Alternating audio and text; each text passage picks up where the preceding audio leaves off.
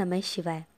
परमपूज्य गुरुदेवता श्री कलावती माता लिखित बोधामृत पुस्तक वाचन. मागील भाग पुढे चालू. विषय 6. गुरु शिष्य संवाद. प्रश्न 47. विषयात जर सुख नाही तर जगातील यच्चयावत प्राणी विषयांचे ठिकाणी का रमतात? उत्तर. लहान मुले अत्यंत आवडीने माती खातात, तेच मोठी माणसे त्याकडे दुर्लक्ष करतात. त्याप्रमाणे अज्ञदृष्टीला जे विषय अत्यंत ग्राह्य वाटतात तेच विषय ज्ञानदृष्टीला परिपूर्ण त्याज्य वाटतात.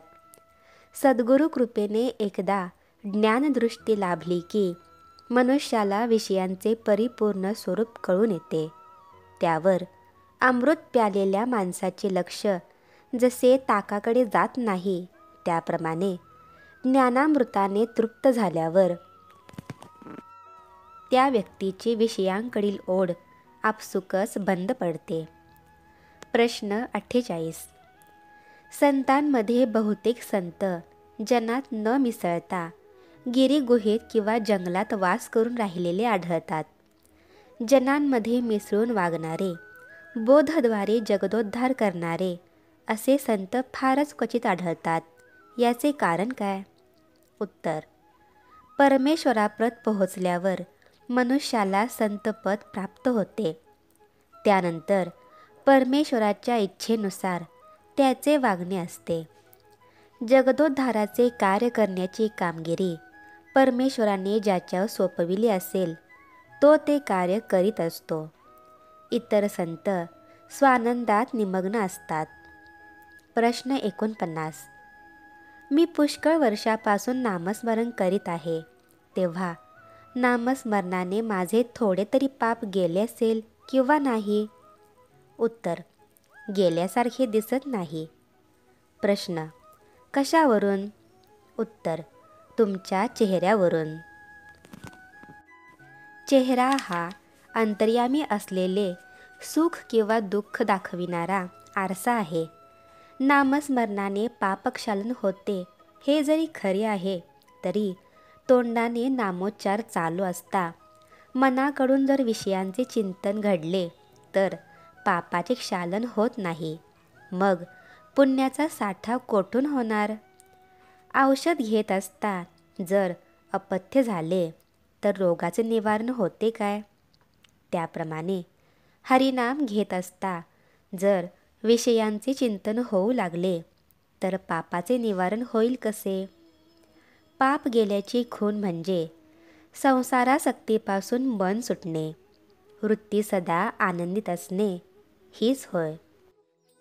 प्रश्न 50. वेद, शास्त्रे, पुराणे आणि संत हे सर्व नामाच्या सामर्थ्याचे वर्णन करतात, पण नामापासून मला काहीच फायदा दिसून आला नाही. हे कसे? उत्तर. हरिनाम हे मोठे सामर्थ्यवान आहे. ही गोष्ट अगदी सत्य आहे, पण नाम घेत असता त्याकडे परिपूर्ण लक्ष लागले पाहिजे.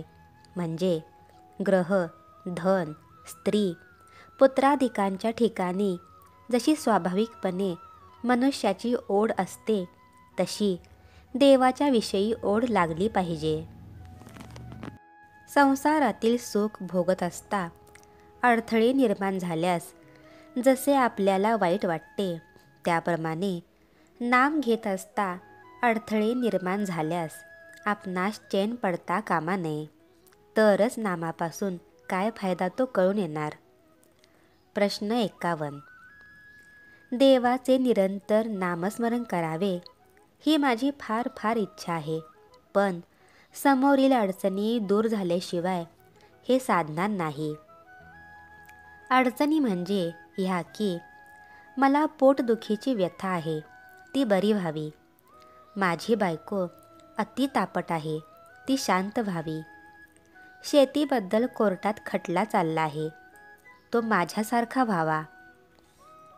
जागा खरेदी केली आहे, तेथे घर बांधून व्हावे. मैत्रीच्या नात्याने एकाला 5,000 रुपये मी दिले आहेत, ते परत मिळावे. मुलींची लग्ने व्हावीत. मुलांना नोकऱ्या मिळाव्यात, मुलांनी माझ्या आज्ञेबाहेर वागू नये. एवढ्या अडचणी दूर झाल्या की मी निश्चिंत होईन. मग हरिसेवेला मला पुष्कळ वेळ मिळेल. उत्तर: देवाच्या स्मरणापासून फायदा काय, तर देवाचा आशीर्वाद मिळून मनुष्य दोषमुक्त होतो. दोषांची निवृत्ती झाली म्हणजे इच्छिलेले प्रत्येक काम यशस्वी होत जाते. म्हणून यापुढे तुम्ही समोरील अडचणी दूर होण्याची अपेक्षा न करता देवाचा आशीर्वाद मिळावा आणि आपण कायमचे दोषमुक्त व्हावे, या हेतूने निरंतर हरिनाम जिव्हेवर घोळत ठेवा. श्री सद्गुरुनाथ महाराज की जय.